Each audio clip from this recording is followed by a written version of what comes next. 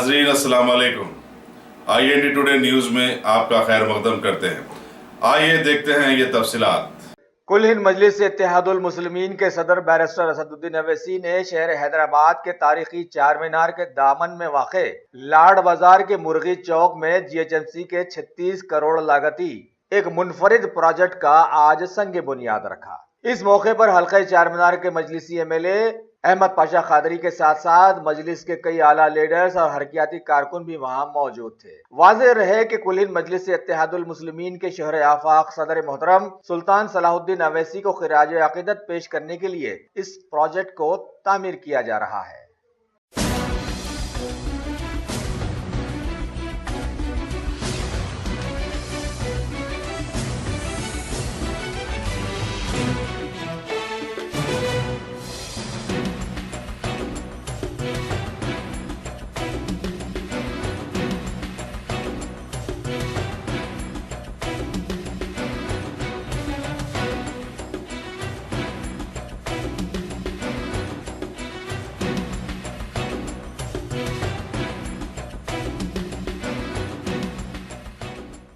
अगर आपने हमारे चैनल को सब्सक्राइब नहीं किया है तो आपको यहाँ सब्सक्राइब बटन दिख रहा है, उसे क्लिक करिए और सब्सक्राइब कीजिए और साथ ही साथ बेल आइकॉन को भी क्लिक करिएगा जिससे कि आपको ताज़ा अपडेट मिलते रहें।